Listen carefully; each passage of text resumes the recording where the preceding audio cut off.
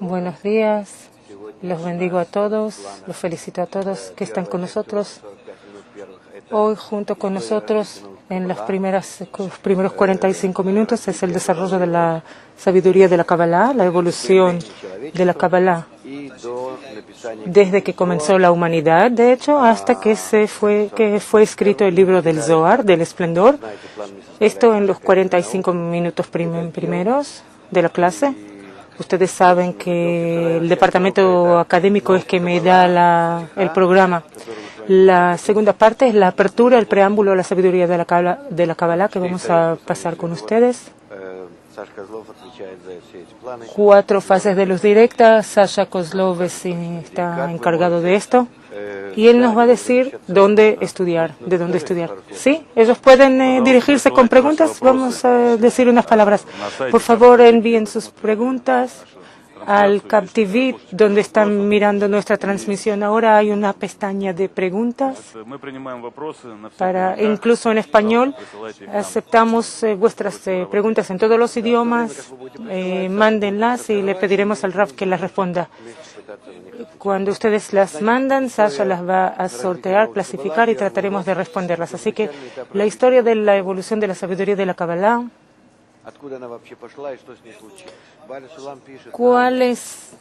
¿De dónde viene? ¿Cuál es el origen de la sabiduría de la Kabbalah? Y cómo todo esto pasó. Bala Sulam nos escribe sobre el desarrollo de la sabiduría de la Kabbalah. Es que la primera persona que comenzó a descubrir toda la Kabbalah y todo el universo que existe más allá que nuestro mundo, era quien se llama Adam. Hubo personas por miles de años antes de Adam, pero jamás tuvieron la posibilidad de pasar a través de la materia, de la sustancia, más allá de los límites de la materia y sentir las materias más allá que la materia. La primera persona que logró hacerlo, la primera persona que tuvo el deseo de hacerlo, así se llamaba Adam. Por supuesto que no es una casualidad que ese fue su nombre, porque todo lo que sucede en el mundo superior, todo desciende por orden de escaleras, de grados.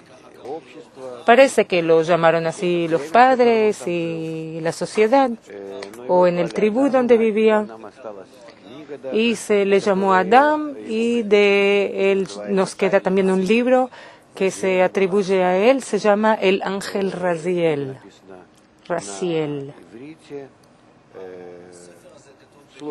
Ese libro está escrito en hebreo y el texto es muy difícil.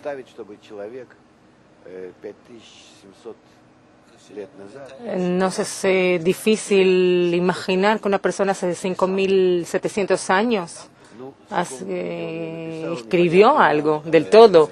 No nos queda tan claro cómo realmente escribió el libro, porque hubo sobre cuero de animal o pergamento. ¿Qué material? O otras materias, o clay, o toda clase de cosas, barro.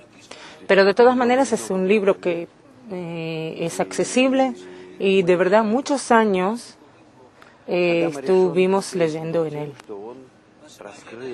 Lo interesante en el primer hombre, en Adam Rishon, es que él descubrió a través de nuestro mundo la fuerza superior que se llama Boré, creador.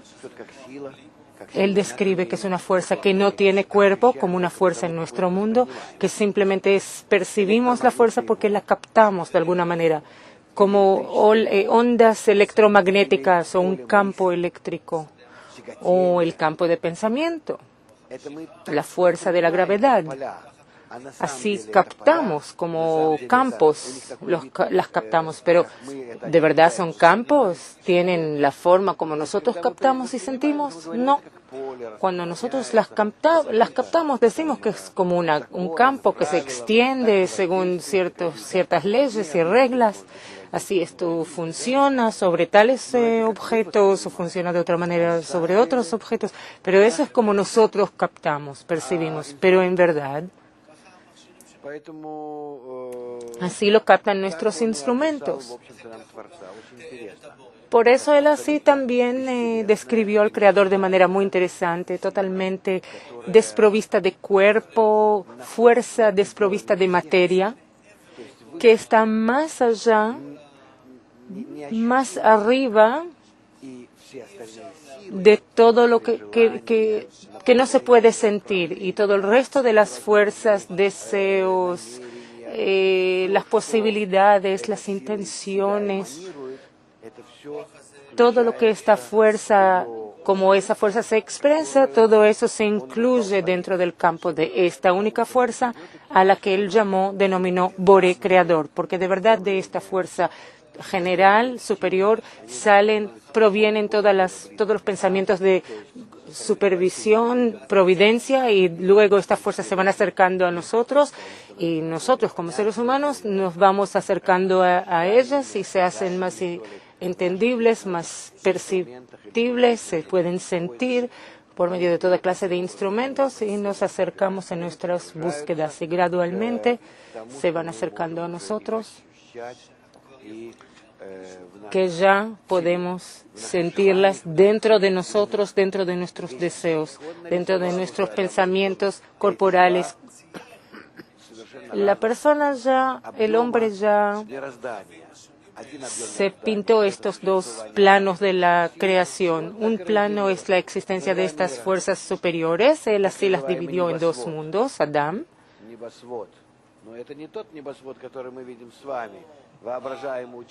No es el cielo que vemos, el cielo. Y de ahí viene el universo, la atmósfera, la estratosfera, y después de 18.000 kilómetros se termina todo y después está el cielo puro. Entonces, ¿dónde está este cielo? Ya que no existe, hay muchas capas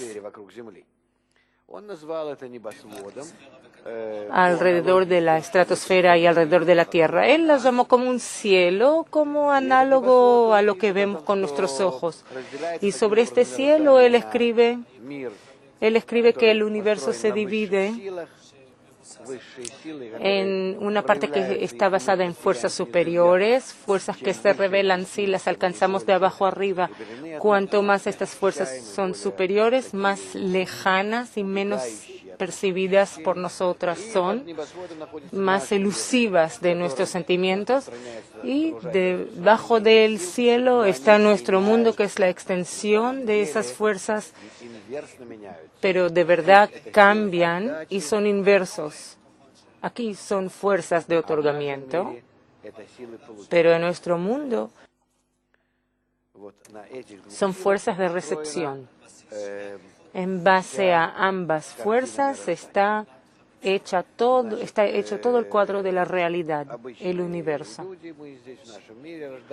Las personas comunes aquí en este mundo nacen bajo la influencia de estas fuerzas que van descendiendo. Aquí existimos en nuestro mundo, en toda clase de vidas, reencarnaciones.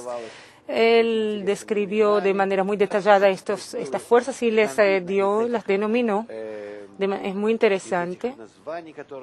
Vemos de esos nombres que él denominó a estas fuerzas que él realmente las alcanzó desde sí mismo, desde nuestro mundo. Tal como nosotros existimos en este mundo, podemos hacer lo mismo, porque como él era el primero que alcanzó las raíces del mundo superior, por eso se llama Adam Rishon, primer hombre, el primer hombre que alcanzó, Adam Harishon, el primer hombre que alcanzó todas estas escaleras.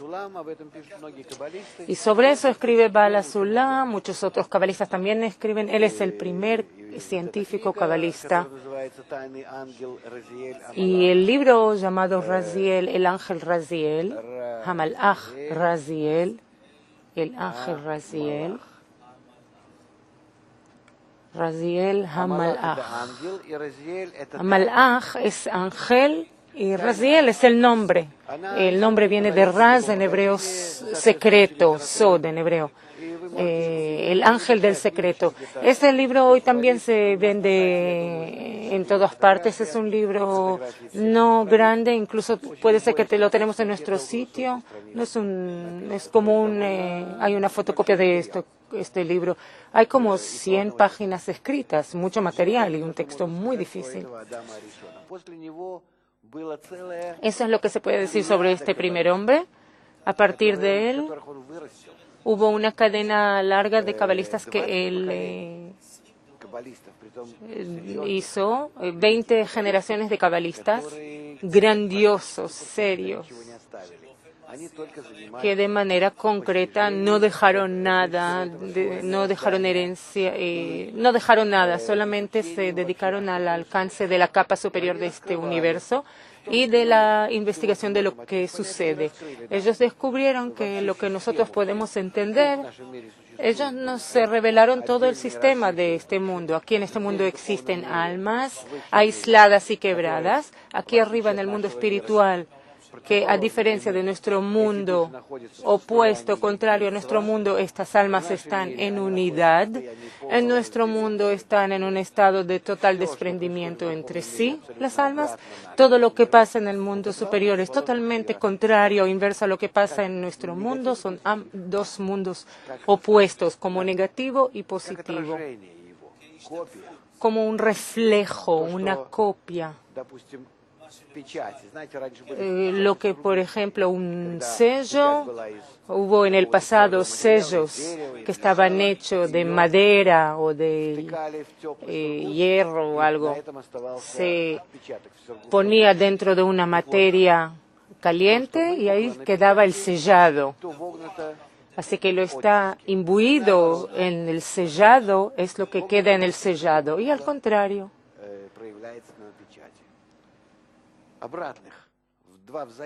y viceversa,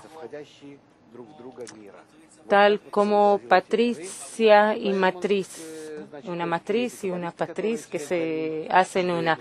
Y estos cabalistas que los siguieron también e investigaron, también nos describen ya el sistema de estas almas que descienden a nuestro mundo y que en nuestro mundo gradualmente se desarrollan.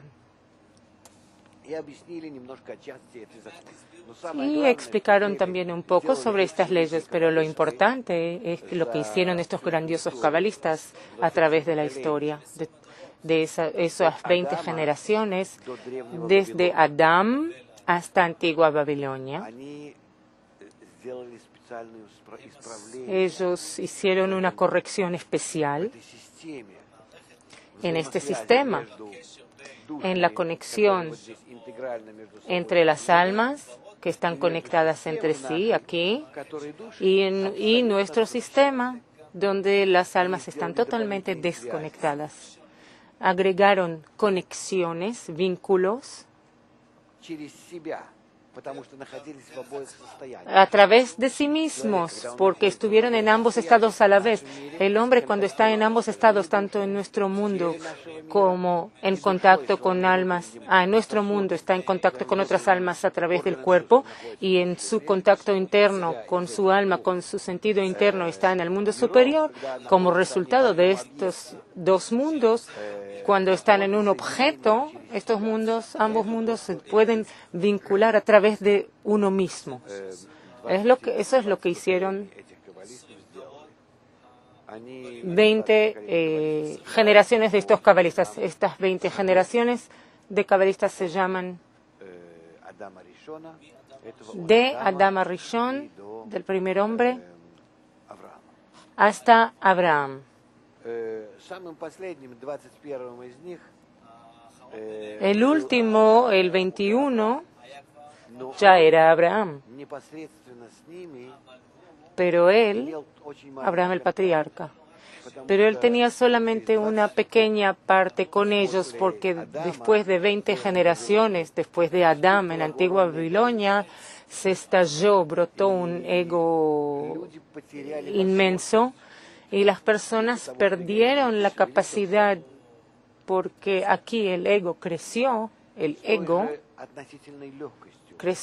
tanto de manera tan fácil de estar en contacto con la fuerza superior. Y en general hubo un poco de conocimientos que quedaron, pero ustedes saben cómo nuestro mundo, aquí también pueden comprar un libro de Kabbalah hoy día, pero entender nada. Pero por medio, aparte de eso, elevarte a un nivel espiritual con ese libro, ni que hablar de eso. O sea, hay conocimientos, pero para poder realizar es imposible porque el ego se estalló, brotó desde el nivel que estuvo en el nivel de Adán, en el nivel cero, raíz del ego, hasta el nivel de Antigua Babilonia, que era el primer nivel, era un gran salto. Es como la diferencia entre la materia inanimada que se anula totalmente ante el entorno, lo que existe, y trata de solamente mantener sus formas y atributos. Por ejemplo, en nuestro mundo ni siquiera existe algo que no existe y se anula a sí mismo totalmente un tal objeto. El que le gusta mantener sus atributos, cada inanimado, cada objeto inanimado, o que es un líquido, un gas, o objetos fijos, cristales, cada uno aspira a mantener su forma, sus atributos, su estructura, sostener. Y eso se llama ya la apariencia del ego en su primer nivel. Y en este primer nivel de desarrollo ya hubo personas de Adán hasta Babilonia. Y en Babilonia ya hubo un gran estallido hasta un grado de desarrollo tal que quisieron, como decimos, que elevarse y controlar todo nuestro mundo. Y entonces empezaron a buscar las personas cómo hacerlo, cómo seguir realizando su ego. Y como lo leemos todavía de las fuentes antiguas, en aquel entonces está escrito, tenemos sobre eso un libro que se llama La interpretación de Midrash Rabbah. Este es Adán, no sé dónde escribir Babilonia. Vamos a hacerlo en un nuevo dibujo. Ahí del todo sale una imagen totalmente diferente. La diferencia entre nuestros mundos, los cabalistas ya hicieron estos vínculos definidos entre ambos mundos. Nuestro mundo es el negativo, el que recibe. El mundo arriba es el positivo, el otorgante. Aquí está nuestro cielo que se llama Mahzón, barrera.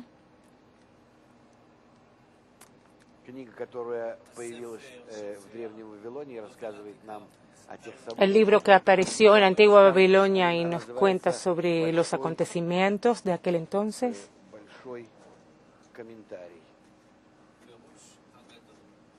La grande interpretación o Midrash Rabbah. Rabbah viene de la palabra grande, Rav. Midrash viene de la palabra midrashá, estudio. Así que en aquel entonces, como fue escrito en aquel entonces,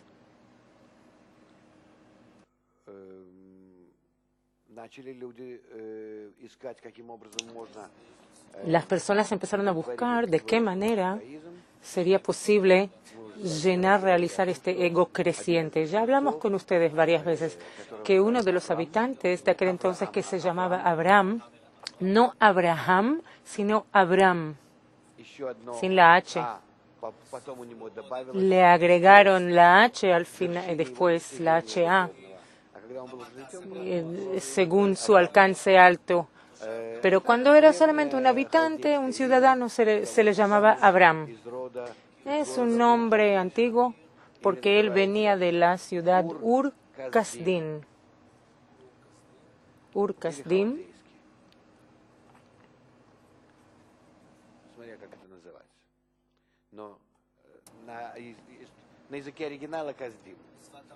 En el lenguaje original se llama Kasdim.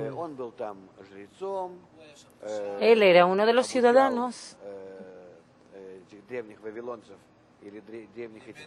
Enseñó a los babilonios antiguos o los que vivían en Ur Kasdim toda clase de cosas beneficiosas, doblegarse ante el sol, el viento, los árboles. Él hacía ídolos, como hoy en día se hace toda clase de encantos y hechizos. Y en el pasado también era muy popular. Ahora, hoy día estamos supuestamente como volviendo a aquella antigua Babilonia. Así que aquí él se percató de lo que pasa con sus personas y de repente él notó que las personas se están empezando a sumergir más y más en la parte negativa, en el ego, y no pudo entender por qué eso sucede.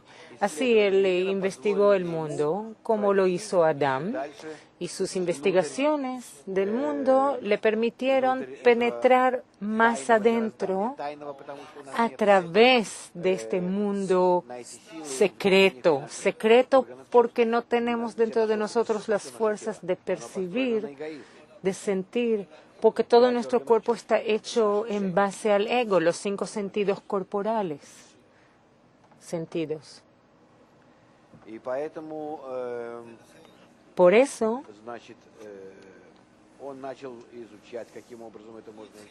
él comenzó, ¿de qué manera se puede hacer?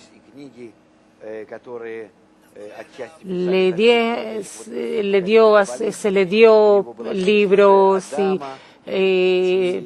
papelitos que fueron escritos en todos los 20 generaciones, y también el libro de Adam Rishon empezó a penetrarse, sumergirse en el mundo superior, y el Midrash Rabbah describe cómo él comenzó a investigar la naturaleza que existe detrás de la naturaleza, cómo trató de sumergirse, profundizarse en ello, y al final alcanzó el pensamiento de la naturaleza.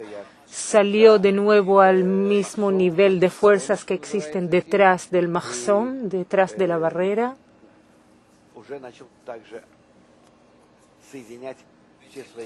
Y empezó a conectar todos sus conocimientos en un conocimiento general y escribió el próximo libro. Así que tenemos un libro de Adam Rishon, del primer hombre, que se llama Raziel Hamalach, el ángel Raziel.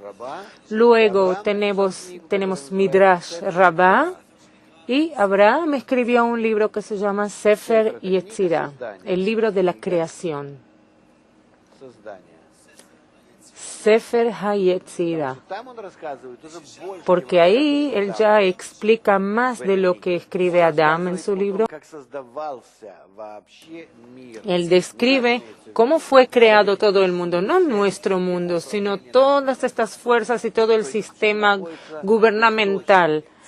O sea, todo lo que existe en las raíces, en la base de este sistema que nos maneja. Y por eso él llamó este libro el libro de la creación. Este libro es mucho más pequeño que el libro de Adán. Tiene en total a lo mejor 20 páginas del libro de texto normal, a lo mejor 25 páginas. También lo tenemos y está traducido a ruso. Algo de ese libro se puede entender. Lo más importante que hizo Abraham es que él preparó alumnos, es decir, estableció por primera vez en nuestro mundo un grupo de cabalistas. Sobre eso también habla ese mismo Midrash Rabbah. Y no solo un grupo de cabalistas, sino en total preparó muchos alumnos. Los mismos individuos que tenían esa atracción de alcanzar el mundo superior y que tenían lo que llamamos hoy el punto en el corazón. Él se los llevó como alumnos y creó de ellos un grupo de cabalistas. Y los que tenían esas tendencias se atrayeron al alcance del mundo superior, pero no tenían el punto en el corazón porque todavía no estaba revelado ese punto destacado. A ellos Él les enseñó otros métodos espirituales. Luego se levantaron, se establecieron toda clase de métodos y creencias orientales. No son religiones. De alguna manera existieron también en la antigua Babilonia.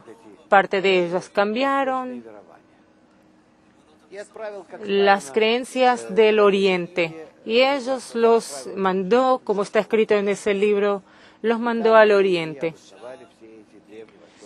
Y ahí ellos establecieron todos los estudios del Oriente que existen, orientales que existen, tales enseñanzas que ellos mantienen las personas en eso y eso también lo vemos en el transcurso de miles de años.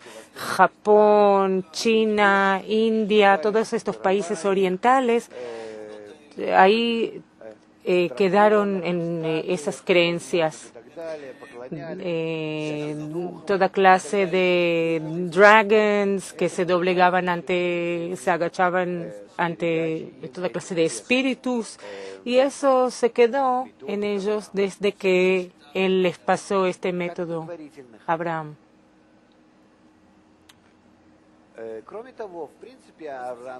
Aparte de eso, como Abraham también creó la base para la religión moderna. Pero sobre eso hablaremos más adelante cuando hablemos sobre las religiones actuales. Hasta entonces, hasta Antigua Babilonia, tienen que pasar 3.000 años más. 1.500 años desde Babilonia hasta la creación de las religiones. Entonces Abraham creó este grupo de cabalistas y dejó Antigua Babilonia, y de ahí las personas del todo se empezaron a dejar en esa tierra, se destrozó, un desierto cubrió todos esos lugares y no quedó nada. Lo que hoy día es más o menos donde se encuentra toda clase de cosas. Incluso existe un pequeño pueblo ahí, asiáticos, hay toda clase de antiguos babilonios en toda clase de oasis donde viven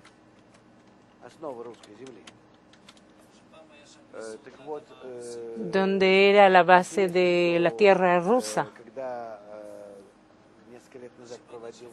Lo interesante es que hicieron un experimento, tomaron judíos del pueblo judío de nuestros tiempos, tomaron sangre de ellos y hicieron toda clase de análisis de toda clase de cosas, sangre y demás, huesos, DNA, y hicieron las mismas cosas, los mismos análisis con los antiguos babilonios y vieron que eran idénticos.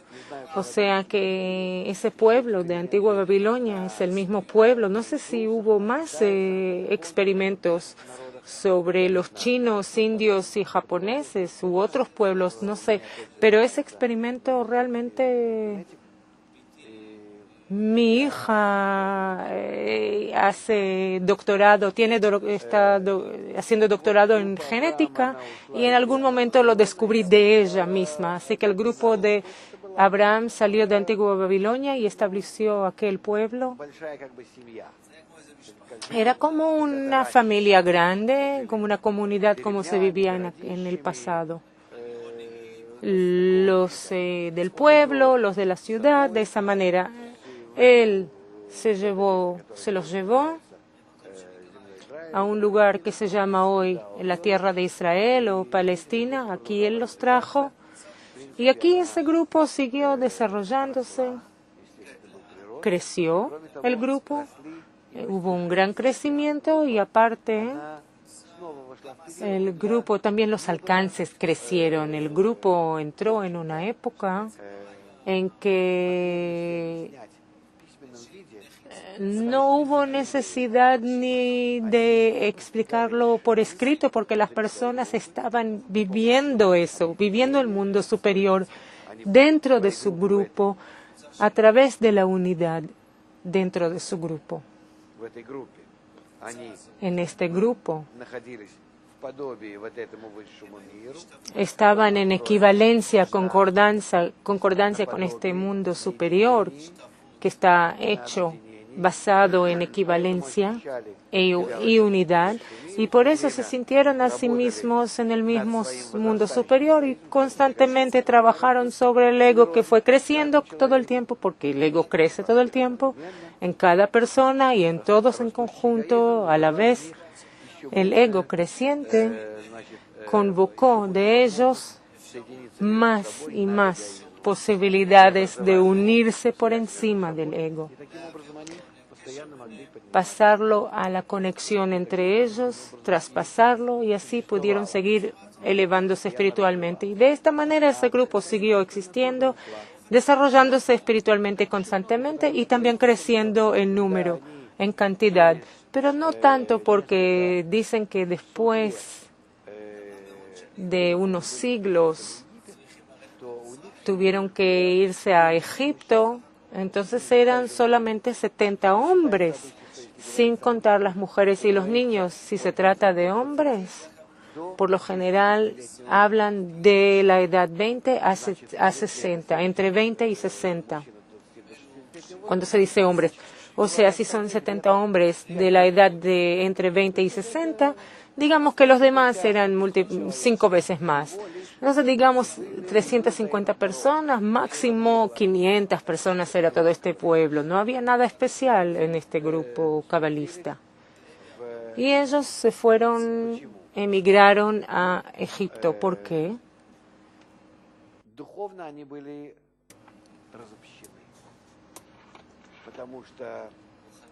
Espiritualmente, en la tercera generación después de Abraham, el hijo después de Abraham era Isaac, y luego Jacob. Jacob tuvo 12 hijos,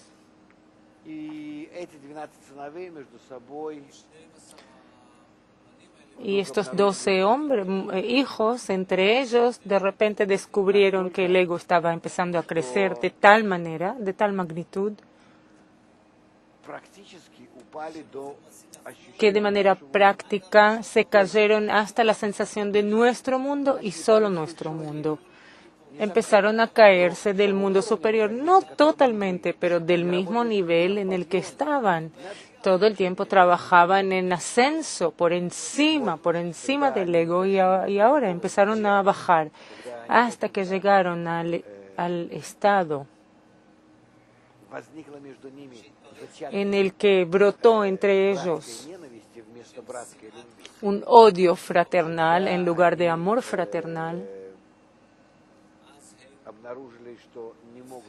Y entonces se dieron cuenta que no podían seguir existiendo sobre la misma tierra, la tierra de Israel. Hubo hambruna y también una hambruna espiritual, en cierto sentido. El ego creciente que no lo podían manejar, y según eso también la hambruna física. Se emergieron a Egipto, se fueron a Egipto. Egipto en aquel entonces, hasta hoy día, en el Medio Oriente, es un país central, rico en tradición, poderoso en gobierno. Es un centro, Egipto es el centro del Medio Oriente, el país más poderoso. En aquel entonces era realmente el centro del mundo, un ego inmenso, tal ego que la misión de cada egipcio rico, especialmente faraón, era incluso mantenerse recordarse a sí mismo para toda eternidad. Así hicieron esas imágenes en las tumbas, en sus imágenes, creyendo que el cuerpo no muere, que el cuerpo se puede mantener, preservar de tal manera que siga existiendo. Era tan inmenso el ego que de cualquier manera querían permanecer en su cuerpo, enterrar junto con ellos miles de personas que los sirvan en ese mundo con caballos y todo lo necesario. Todo eso lo voy a necesitar. Este ego inmenso que hubo en Egipto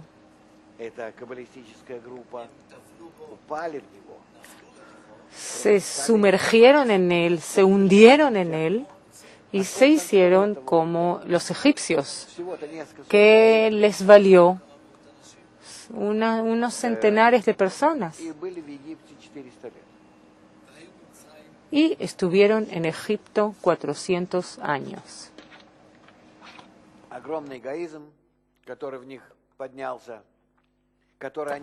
Un ego inmenso que se estalló entre ellos, que ellos captaron de los egipcios. Ellos lo absorbieron, lo asimilaron, y sin mirar que estaban tan cerca de los egipcios, de todas maneras, hubo una cierta conexión con el mundo superior que no los dejó del todo conectarse con los egipcios. E incluso vivían separados, en una parte separada de Egipto, que se llama Eretz Goshen, la tierra de Goshen, que también existe hoy. Y a partir de 400 años empezaron a salir de Egipto. Empezaron a sentir que no podían permanecer en ese ego como en antigua Babilonia, o aquí o allá. Y aquí se levantó entre ellos un gran maestro, como sabemos, Moisés, Moshe, que los jaló física e interna espiritualmente. Moisés es una personalidad muy interesante. Es hijo de la hija del faraón, que era unos meses, que llegó ahí como bebé, a la edad de unos meses, cuando los egipcios mataban a todos los bebés hombres de los judíos. Y su hermana mayor le dijo a su madre: vamos, no lo demos para que lo maten, no lo entreguemos para que lo maten, yo lo voy a poner en una caja, la lleno con barro, la pongo en el agua, en el Nilo, donde sale la hija del faraón, y en el mismo lugar donde no hay animales en el agua y ella se baña, a lo mejor eso lo va a salvar. Y así realmente sucedió. Pusieron a Moisés en esa caja. Se llamaba Batia, la hija del faraón, y es considerado un nombre sagrado. Hoy día la llaman a muchas niñas Batia. La hija del faraón vio ese niño y lo llamó Moisés. Moshe no es un nombre hebreo, es un nombre egipcio, porque se jaló del agua, limshoch. Hay un verbo en hebreo, limshoch, jalar. Moshe. Ella le dio el nombre y él se educó en la casa del faraón hasta la edad de 40 años. Él absorbió internamente de manera absoluta toda la cultura egipcia. Creencias. Él era un príncipe conocido en casa del faraón, en el palacio. Todo era como un príncipe, el hijo del rey. Todo estaba a su disposición. Pero más o menos a la edad de 40 años comenzó a sentir que él no era de ahí. Él sabía que él no era de ahí. Nadie lo escondió de él, pero y nadie lo esconde. Casualmente hoy día hay entre los árabes, hay muchos judíos que hacen su vida y existen ahí de manera normal como los árabes. Ahí parece que está hablando de Egipto. Y también se casan, se mezclan. En el mundo antiguo era muy sencillo. Así que Moisés sabía de dónde era, pero de repente quería saber ¿y qué más? La historia de su pueblo, y eso lo trajo a toda clase de investigaciones y al final empezó a oponerse al faraón. Faraón, su abuelo,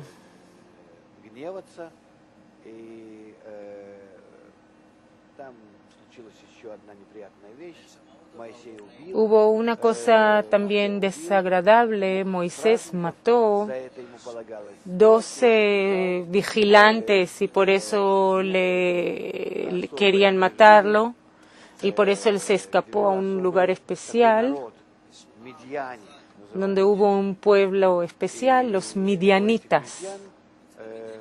Estos midianitas de Midian, hubo un gran sacerdote llamado Yitro, Jetro, una persona instruida. Le trajeron a Moisés los vigilantes, le preguntaron quién es. Jetro dijo, ¿quién es este? Moisés ya tenía 40 años, era un hombre de 40 años. Yitro lo dejó ahí. Se educó, se formó ahí.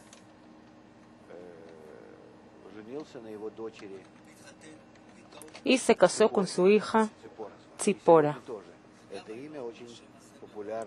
Y hoy día también ese nombre está, muchos judíos lo usan, aunque es un nombre extraño, foráneo.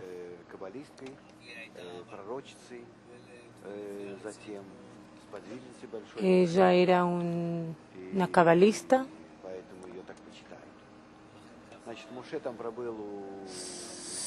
Su padre era cabalista, por eso se respeta mucho a su hija, Tzipora.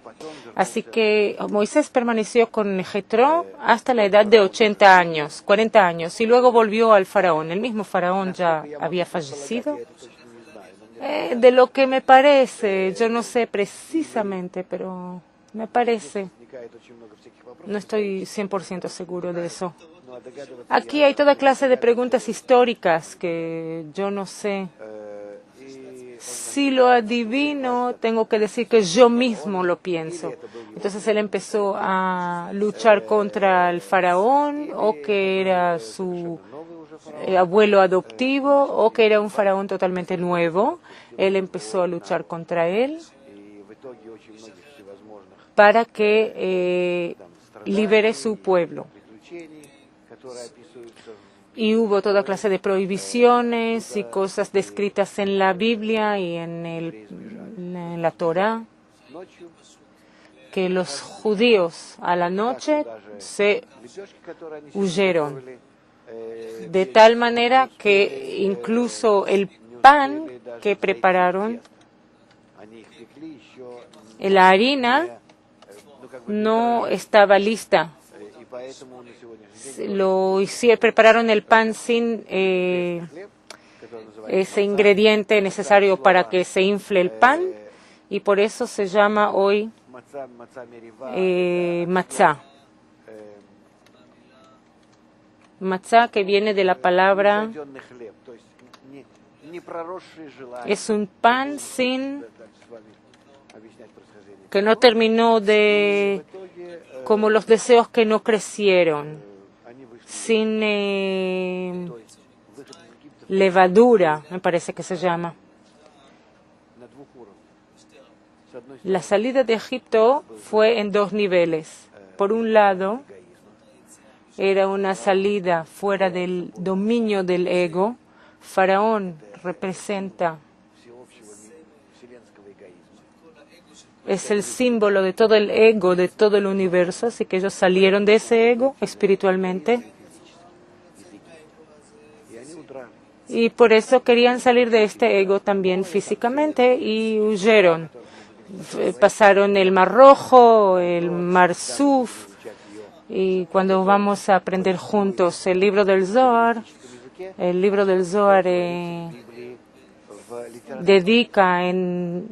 describe en el lenguaje de la Kabbalah, describe de manera metafórica. Cuando podamos pasar el lenguaje del Zohar al lenguaje superior desde nuestro mundo, del lenguaje de las ramas al lenguaje de las raíces, el lenguaje del mundo superior. Entonces vamos a explicar qué es Egipto, cómo se escapa de Egipto, cómo elevarnos del ego, qué es el Mar Rojo, cómo se pasa a través de estos escalones hasta el Mahzom, hasta la barrera. Luego llegaron al monte Sinaí y ahí de nuevo se les hizo otra condición. Se les hizo una condición. Moisés les explicó qué es esta condición. Es la misma unidad que existió antes. Si pueden unirse en un solo grupo, como un solo hombre con un solo corazón, entonces tendrán la oportunidad de elevarse al mundo superior, entonces podrán sentir el mundo superior, las leyes del mundo superior que existen solamente para unirse por encima del ego creciente. Fuera de eso no se necesita nada, no hay nada en la naturaleza de nuestro mundo que tenemos que corregir. Solo en esto se separa nuestro mundo del mundo espiritual. Esta condición fue aceptada, esa condición llamada Aravut, garantía mutua. ¿Cómo decir? Garantía mutua, Aravut en hebreo. Y después que aceptaron, asumieron esta condición, ellos revelaron todo el sistema de fuerzas en el que existen, que pasa a través de nosotros, que opera sobre nosotros, lo que llamamos el mundo superior, que es totalmente altruista y que tiene solamente atributos de otorgamiento y amor y influye sobre nosotros. Si nos igualamos, nos sentimos, si nos oponemos a ese mundo, nos sentimos en este mundo oscuro que nos apaga constantemente. O si nos asemejamos a ese mundo, nos igualamos a él y lo sentimos como superior, claro, eterno, pleno y en armonía. Esa es la diferencia entre el mundo superior y su entendimiento y sus leyes que operan sobre nosotros, sobre las personas. Eso era como la revelación del Creador. Y luego ellos trataron de existir con estas leyes, cumplir estas leyes, y entonces empezó Moisés a documentar toda la historia, todo el desarrollo de estas fuerzas espirituales y sus acciones sobre el ego de nuestro mundo. Y así él lo escribió. Él nombró este libro Torah, Or, luz, como ellos descubrieron. Eso es lo que se puede decir sobre eso, pero ya se me acabó el tiempo. Creo que voy a seguir la próxima vez, así que terminamos solamente en la parte que los Pentateucos, y vamos a dar unos minutos para preguntas. Hay muchas preguntas en todos los idiomas sobre las religiones. No vamos a tocar sobre el tema de las religiones, porque religión solamente apareció después de la destrucción del segundo templo y todavía no llegamos a eso. 1500 años más adelante. Solamente vamos a aprender entonces de aquellas religiones. Después de la segunda destrucción apareció el judaísmo y a partir de eso el cristianismo y el islam. Pero todo eso después. Entonces, Mijael de Saint Louis pregunta, ¿hubo almas hasta Adán, por ejemplo, en Centroamérica? De lo que sabemos del descubrimiento de las fuerzas superiores y los mundos, no. Porque si piensas sobre toda clase de culturas ancestrales, y toda clase Atlantis. La Kabbalah nos revela el sistema que nos maneja, nos cuenta sobre las fuerzas que existen. No existen otros universos, no existen extraterrestrials o toda clase de planetas donde hay vida como nuestro mundo, o desarrollados en la misma medida o incluso no desarrollados. No sé hace cuántos años escribí sobre eso, me dijeron no, vamos a llegar a la Luna y a Marzo, no vamos a encontrar ahí nada. Nada vamos a encontrar ahí, incluso una vida elemental, orgánica, no vamos a encontrar en otros lugares, en otros planetas. Incluso, aunque hayan condiciones para que aparezca un vegetal o algo normal, incluso los corales o toda clase de seres, criaturas transitorias como entre inanimado y vegetal, tampoco vamos a encontrar. Porque cada cosa menos que animal se desarrolla solamente para desarrollar al ser humano. Nosotros ya de manera parcial, ustedes ya saben que el sistema entero está hecho de Keter, Jochma, Binah, Zeranpin y Malchut, de 5 partes. Malchut es la parte última, que es inanimada, es la naturaleza inanimada. Zeranpin ya es el vegetativo. Binah es el animal y Jochma es Adam, el ser humano. Y Keter es la raíz de todos ellos.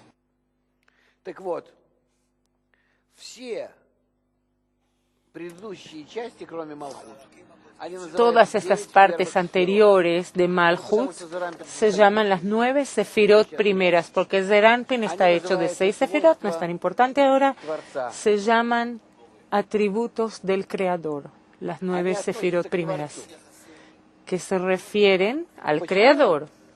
¿Por qué?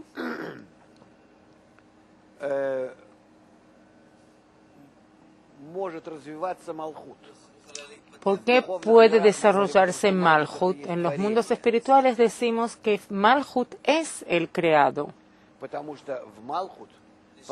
Porque en Malchut penetran atributos desde arriba, los atributos de Binah. Caen los atributos de Binah abajo hacia adentro de Malchut. Se mezclan entre sí, se quebran para mezclarse y entonces de Malchut puede haber un tal creado que se eleve hasta el grado del Keter, gracias al atributo de la Binah. Es un atributo espiritual que penetra en Malchut. Si no existiera una meta en algún planeta de hacer de aquel inanimado hacerlo un animal o una planta que tenga que elevarse hasta el grado del creador, entonces no habrá vida allí. Solamente materia inanimada. Puede ser muy desarrollada esa materia, cristales, toda clase de cosas. Puede haber ácidos, etcétera. Jamás podrá ser un animal. Parece que no, incluso no vegetal, que no pueda captar y rechazar, absorber y rechazar. Por eso no hay lo que buscar en otros planetas o en total. Nada.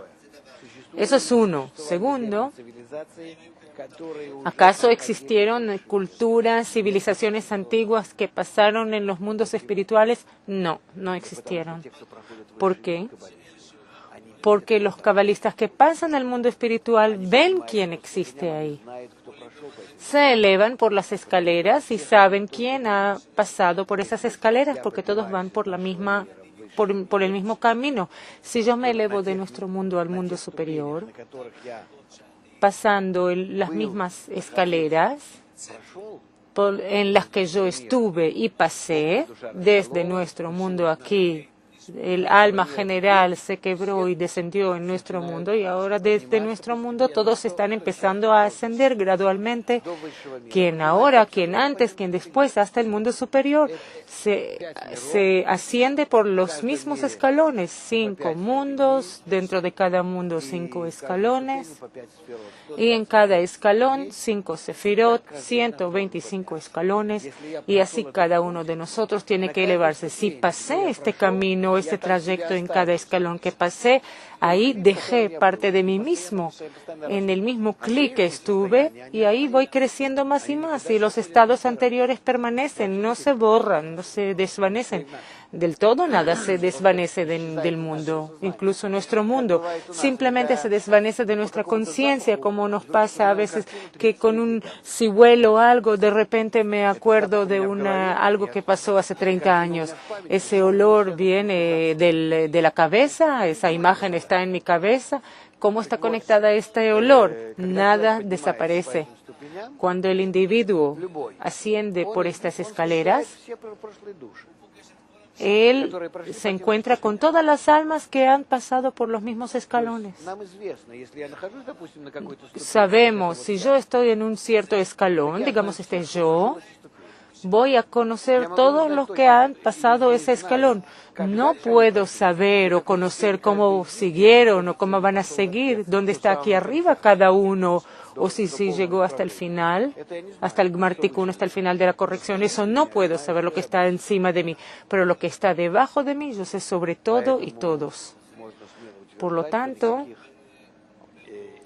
se puede averiguar y decir y concluir que no hay ninguna civilizaciones antiguas que alcanzaron el mundo superior. Si estuvieran, seguro sería mucho más fácil para nosotros, porque cada persona que penetra el mundo superior ya se llama como una cadena que conecta entre el mundo superior y el inferior, y por eso va a ser mucho más fácil penetrar el mundo superior con la ayuda de los que ya hayan realizado eso. Ellos supuestamente todo el tiempo pavimentan nuestro camino y nos amplían el camino. Pregunta. No escuché el nombre de México. Dina, si en las primeras generaciones hubo cabalistas, sí, pero no en tal nivel como hoy. Ellos sintieron la naturaleza de nuestro mundo como sienten las personas que están cercanas a la naturaleza. Hoy también hay tales personas que entienden eso y lo sienten muy cercano. Esta imagen del mundo circundante se les abre, pero para ellos tampoco era un gran problema sentir las fuerzas más allá que el mundo. ¿Por qué? Porque esta pequeña chispa de Adán existió en ellos y el resto vivían de manera instintiva, animalista, como la naturaleza. Y esta chispa pequeña, entre ellos están en contacto y lo pasan en otorgamiento uno al otro. Y resulta que son iguales a la misma naturaleza superior, de manera directa. Y así sienten, el paso era muy sencillo, no era un paso de mahzom, de barrera que tienes que romperte y trabajar sobre tu ego. Todo eso era muy sencillo. Seguro que hoy día, después de todo el desarrollo, estamos en el 5º nivel de desarrollo del ego que llegamos, que es el nivel final, raíz 1, 2, 3, 4. Perdón, el 4 ya es el 5º nivel, porque el primero es raíz. Raíz 1, 2, 3, 4, pero tampoco podemos imaginarnos cómo se podía de manera sencilla empezar a sentir así transparente a través de nuestro mundo, todo el mundo superior, todo este cuerpo te deja y te quedas con tus sensaciones espirituales y nada cambia. Suena como algo imaginario, pero para ellos era efectivamente una realidad sencilla. Pregunta de Múnich. ¿Abraham y Moisés son personalidades o fuerzas que existen dentro de nosotros? No, son personas que existían, que estaban hechas como nosotros, pero hicieron un trabajo espiritual inmenso. Por eso cada uno en su estado corregido simboliza una fuerza espiritual definida. Por eso estas fuerzas espirituales las llamamos, les asignamos sus nombres. Son fuerzas que nosotros distinguimos en el mundo espiritual. Digamos, cada uno de nosotros sabe que la fuerza de la luz, la intensidad de la luz se estudia en ampere, en la medida de ampere. La tensión en voltajes y electricidad en ampere. Nosotros asignamos nombres a toda clase de fenómenos en nuestro mundo según las personas grandes que los descubrieron. Con el mismo principio existe en la Kabbalah. Abraham era su alcance, la raíz de su alma. Él descubrió el atributo que se llama Gesed, misericordia. Por eso también llamamos el atributo Abraham, a la misericordia. Es muy sencillo. La Kabbalah es muy parecida a la ciencia, como no hay que mirarla así, en ojos así, que tener miedo. Tiene el mismo enfoque, la misma manera como en una ciencia común. Por eso, por un lado, estas personas existieron como Faraday, Coulomb y Newton, y por otro lado, cuando hablamos hoy día sobre estos fenómenos, estos descubrimientos, hablamos sobre fuerzas y descubrimientos. Lo mismo en la Kabbalah. Seguimos. ¿No vamos a pasar a la segunda parte? Veo que no. Chantal de Francia pregunta, no es primera vez, me acuerdo de ese nombre, sí, en cada clase, ya está, en todas las clases. Cuando se quebró la torre de Babel, ¿hubo quebramiento de los kelim en la espiritualidad, de las vasijas o otra cosa?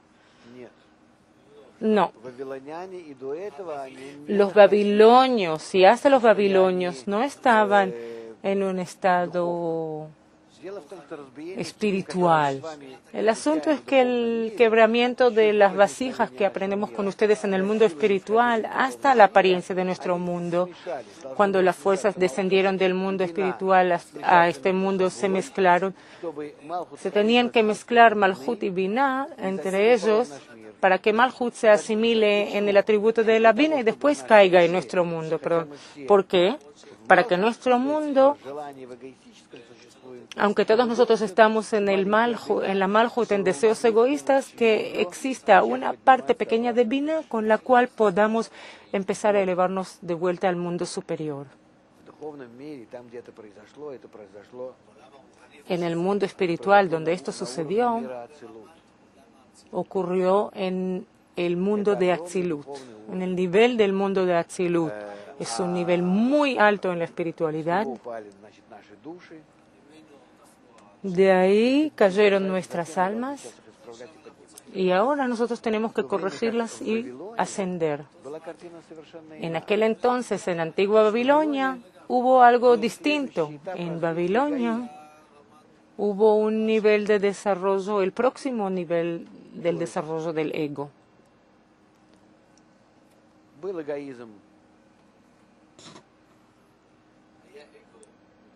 Hubo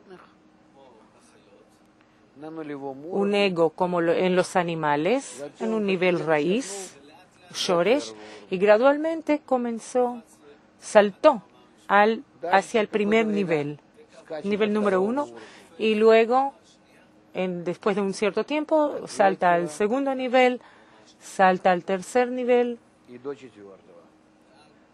y hasta el cuarto. Ego. Y este es el tiempo, el eje del tiempo. Así trabaja, así funciona en nosotros. Por lo tanto, solo el ego crece. De eso se sienten mal y no de eso que caen del nivel espiritual. Los antiguos babilonios recibieron incremento de ese ego, no pudieron arreglarse con él porque querían llenarlo, ese ego aquí que se les reveló, querían llenarlo, satisfacerlo, su llenado, su realización egoísta, todo hacia mí mismo. Eso se llama la Torre de Babel. Torre de Babel. El próximo nivel egoísta es Egipto. Tan grande es Egipto. El próximo nivel egoísta, la destrucción del templo. Eso ocurrió en dos fases, la primera destrucción, la segunda, como se rompieron las almas de arriba a abajo en dos fases, pero no importa. Esta es la destrucción del templo, dos destrucciones, y el cuarto nivel de egoísmo es lo que ahora se empieza a revelar. Esto es hoy, el más grande, es el del presente, el día de hoy, en la actualidad. ¿Cómo superarlo? Esa es la pregunta que enfrentamos, este ego amenazante, el más grande. Dentro de este ego ya hubo la Primera y Segunda Guerra Mundial y todavía pueden haber una tercera y una cuarta. Dos ya hemos pasado, guerras mundiales. Próxima pregunta. Alessandra de Moscú. Querido Rav, el primer libro cabalista, Adam, no es tan grande. ¿Acaso hay una dependencia hay relación entre el tamaño del libro y el tamaño del ego? En realidad tiene razón. ¿Quién es Alexander de Moscú? Tiene razón, en realidad. Fuera del hecho de este primer descubrimiento, que Adán escribió 100 páginas y Abraham escribió solamente 20 o 30 páginas. El próximo libro ya es Moisés y luego los profetas, los escritos sagrados, los salmos del rey David y luego es el Talmud. Ya es una obra inmensa que también fue escrita en Antigua Babilonia, y luego el libro del Zohar. El libro del Zohar, en su forma, el que leyó mi introducción en ruso al libro del Zohar, este libro del Zohar tiene una gran cantidad de material y todo lo que quedó de aquel entonces, solamente una parte pequeña del libro original del Zohar. Me parece un 10% no más, porque el libro del Zohar al principio fue escrito sobre toda la literatura hasta el libro del Zohar. Es decir, es una interpretación cabalista en el lenguaje cabalístico en nombres, Sefirot, Partzufim, Masaj, luz retornada. Todos estos términos cabalísticos con los que fue escrito, todo lo que fue escrito antes en la Biblia. El Zohar es una interpretación cabalística de la Torah, de la Biblia. Toma la Torah y la interpreta en un lenguaje cabalístico. Toma los profetas y los interpreta en lenguaje cabalístico. Pero ese libro se perdió y nos queda solamente una parte pequeña de él. Luego son los escritos del Ari.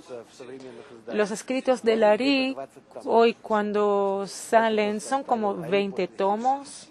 Es lo que dejó el Ari después que se fue. Es un texto muy difícil que hay que enfrentarlo, como el estudio de las 10 Sefirot. Luego, más o menos es como el preámbulo a la sabiduría de la Kabbalah, solamente 10 veces peor, más difícil. No dijo peor, dijo más difícil. Otras fuentes de Kabbalah son Bala Sulam, con su estudio de las 10 Sefirot, y con su interpretación, comentario al libro del Zohar, que eso es aún más de todos los anteriores. Así que sí, de verdad se puede decir, en la medida que crece el ego, crece también, parece que crece también las fuentes cabalísticas en cantidad. ¿Quién era el autor de Midrash Rabbah? ¿También los cabalistas? Midrash Rabbah no hubo un autor, no tuvo un autor, sino era una organización entera de cabalistas que escribieron esta interpretación. Fue escrita en la salida de Babilonia por medio del grupo de Abraham. En ese tiempo fue escrito. Ahí está escrito qué sucedió hasta Babilonia en parte, y en parte está escrito sobre lo que pasó en Babilonia y lo que pasó después. Está escrito cómo Abraham con su padre prepararon los ídolos y los vendían, cómo luego rompió esos ídolos y se opuso a estas creencias y descubrió el mundo superior, cómo todo eso sucedió, cómo se escapó porque querían matarlo, lo persiguieron. Es un libro que describe de manera cómo él levantó su carpa para invitar a todos a aprender Kabbalah, lo que nosotros tratamos de hacer hoy día en todos los países. Ese es su mensaje. Él se dedicaba a la difusión de la Kabbalah. Eso también está escrito en ese libro Midrash Rabbah. Existe también en ruso. Hay una buena traducción. Está escrito sobre la estructura de Antigua Babilonia, cómo esta torre estaba hecha y sus pisos, que hubo una casa de rezo, hay un templo que querían hacer en el último piso de la torre. Se bajaban, se doblegaban hacia esos ídolos Nimrod, que estaba en gobierno en aquel entonces. Son escritos muy interesantes y miren de cuándo viene, ¿no? Fue escrito hace 200, 300, 500, 1000 años.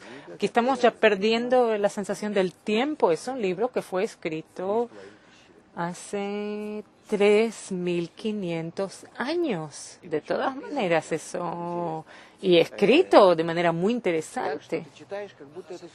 Así, cuando lees, como si hubiese sido escrito hoy.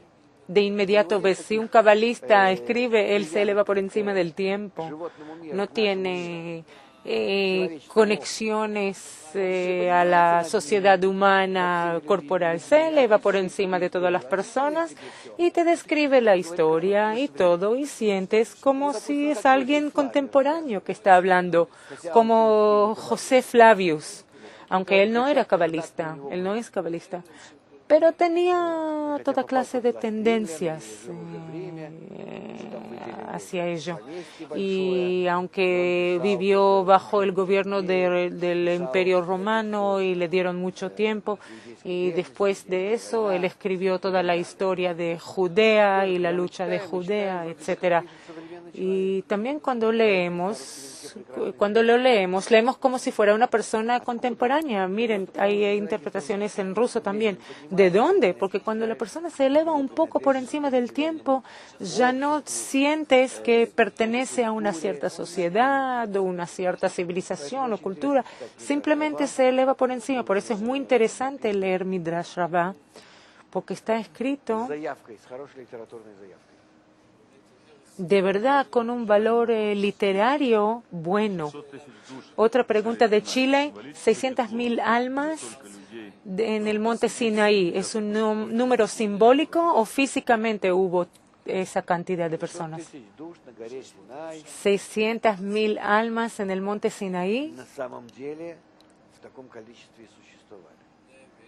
¿De verdad estuvieron? Sí, de verdad existió ese número, esa cantidad, 600.000, porque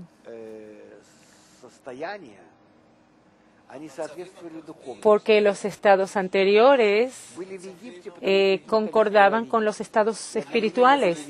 En Egipto hubo, porque Egipto también existió en el dominio del ego.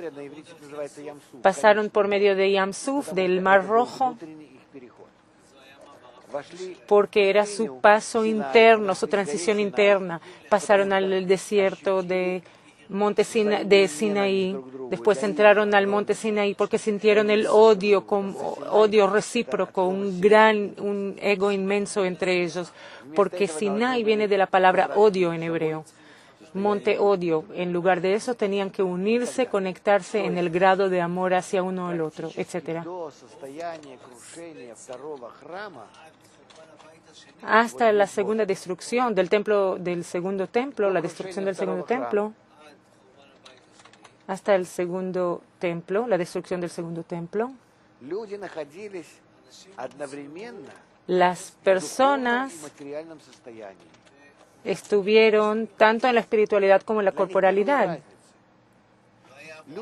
No había ninguna distinción, ninguna diferencia entre ellos, para ellos, entre los mundos. El mundo, el pueblo, durante el tiempo del templo, él se lo imaginó de manera precisa lo que está pasando al mismo tiempo en el mundo espiritual y corporal. Él estaba en contacto con esas fuerzas y como resultado vivía en eso. Las leyes que existieron entre las personas eran las mismas. Si tomamos el Talmud junto con ustedes, que describe las leyes de comportamiento del ser humano que están basadas totalmente en su comportamiento en el mundo espiritual. ¿Y para qué se necesita? La persona que está en el mundo espiritual ya no necesita eso, porque ya sabe cómo tiene que comportarse en nuestro mundo. El que está en nuestro mundo no sabe cómo comportarse en el mundo espiritual de manera espiritual, pero si quiere hacer que sus pasos en el mundo corporal sean también espirituales, ¿cómo en comportamiento en nuestro mundo se puede elevarse al mundo espiritual? Para eso tienes el Talmud. Se escribió en el exilio, entre ambos exilios. Aquí estuvo el la primera destrucción y la segunda. Y aquí fueron escritos ambos Talmud, el babilónico y el Yerushalmi. ¿Para qué? Para que se pueda seguir en el exilio. Luego tuvieron la Mishnah y el Talmud mismo. El Talmud mismo de hecho, fue escrito en el segundo siglo de Era Común, después de la destrucción del segundo templo. Pero los libros mismos fueron escritos para que la persona pueda seguirlos y entender, según ellos, cómo elevarse, cómo actuar en concordancia con las raíces espirituales.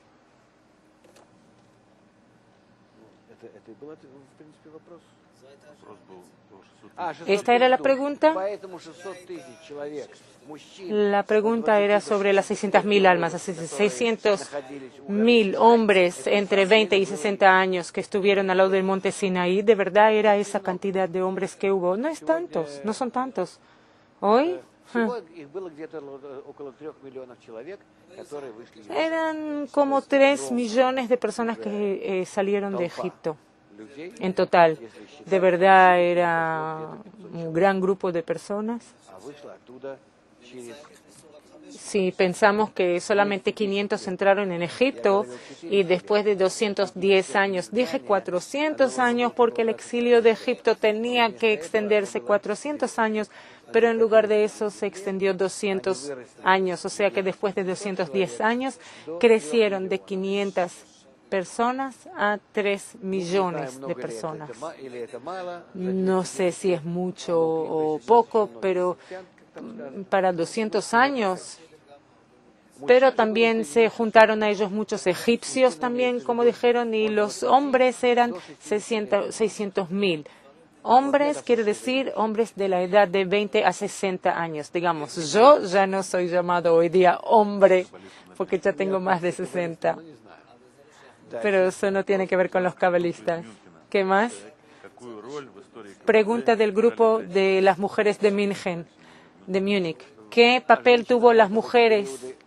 En esas épocas sobre las mujeres se puede decir mucho, infinitamente se puede contar. Primero con Abraham. Él se casó con Sarai, Sara.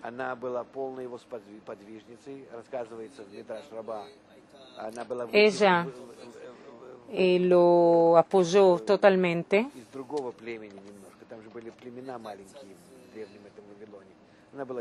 Ella era de otra tribu en Babilonia, pero lo apoyó totalmente, en absoluto, en todas sus búsquedas. Él abrió esa carpa grande para la difusión de los hombres y ella abrió otra carpa para las mujeres.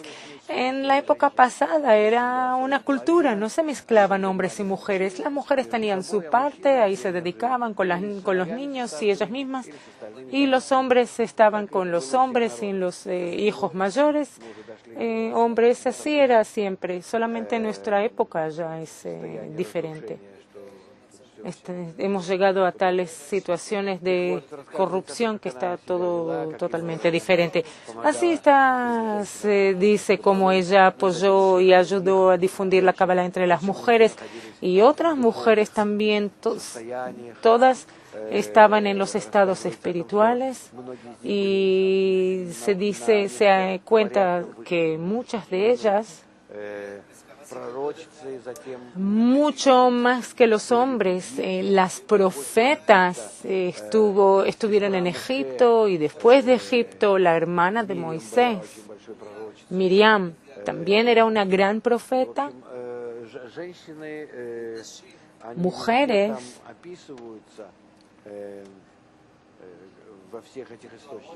están descritas ahí en esas fuentes y todas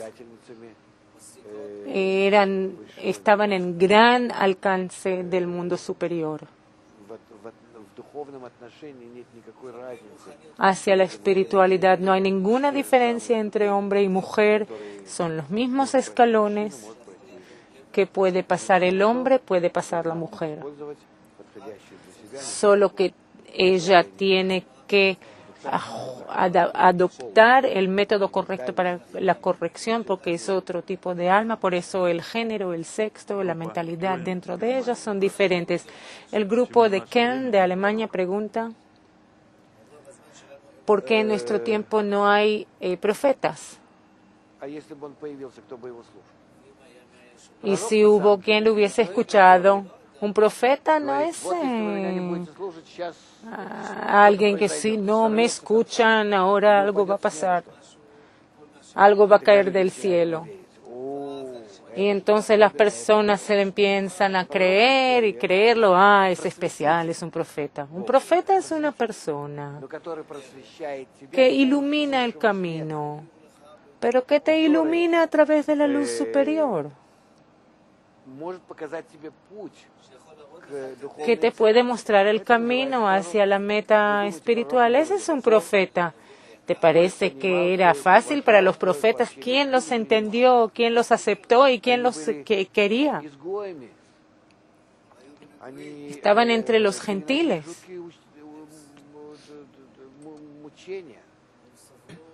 Sufrieron mucho.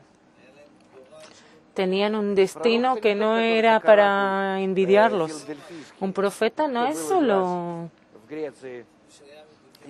el que estuvo en Grecia. Yo estuve, si ustedes estuvieran en una cueva pequeña, ahí en el pueblo olímpico, en la antigua Grecia, había ahí alguien en una cueva, una persona que siempre les decía algo y ellos le traían pago, toda clase de cosas. Y todos los que venían ahí a jugar entraban ahí y le preguntaban toda clase de consejos, se consultaban con él. Es un lugar, 1 metro sobre 2, donde estuvo ahí, lo que le preguntaban y él respondía que no se piensen, eso es todo lo que nos imaginamos como algo grande. Y el profeta aún más, aunque estuvo en el mundo superior. Pero ¿quién entiende lo que él hablaba? Si otros no están en el mundo superior, no entienden. Por eso no es un papel para envidiar, es un trabajo muy difícil que ellos realizaron en su tiempo y está escrito mucho sobre eso. Muchos de ellos ni siquiera hablaron sobre sus tiempos, sino lo que va a pasar en nuestros tiempos y tiempos más adelantados en el futuro. Hablaron sobre la época donde todas las almas se mezclan una con la otra. Y eso se está culminando ahora en nuestro mundo, la mezcla entre las almas y todas ya están preparadas para la corrección. Y solo entonces empieza el libre albedrío. Solamente entonces se puede empezar a hablar con ellos, pero hasta entonces no se les puede decir si son como animales. Hoy día todas las generaciones pasadas se desarrollaron como animales bajo la influencia de la naturaleza. La naturaleza nos empujó a ser así, y nosotros solamente hicimos, ejecutamos, no sabíamos. Solamente si en el hombre aparece el punto en el corazón, de inmediato ya existen ambos mundos, que el punto es parte del mundo por venir y entonces entre estos dos puntos ya hay una chispa, una lucha o al contrario un vínculo que uno trata de establecer y entonces se forma la posibilidad de libre albedrío, de conectar ambos puntos y entre ambos mundos opuestos entre él, si no tiene esos dos mundos dentro de él, no tiene libre elección. ¿Qué elección tiene? Por eso todos los profetas hablaron casualmente sobre nuestro mundo, porque lo que hubo en el pasado, lo que tenía que suceder, sucedió. No había nada que no era conocido antes, de antemano. Al contrario, cuando se destrozó el segundo templo, estuvo contento Rabbi Akiva. Le preguntaron, ¿qué pasó? Usted que gritó, ama a tu prójimo como a ti mismo, y empezó a destruirse el segundo templo, ¿qué te ríes? Ahora veo que como está escrito, de verdad está sucediendo, dijo Rabbi Akiva. Frente a mis ojos. Nada hasta nuestro mundo, todo fue documentado hasta nuestro tiempo, solo que solamente en nuestros tiempos, en la actualidad, somos los únicos de todas las generaciones. Desde hoy en adelante que tenemos libre elección. Toma tu naturaleza, toma el método de corrección y sigue adelante, no por el camino de sufrimiento, al contrario, al elevarte espiritualmente. Eso es lo que nos ofrece la Kabbalah.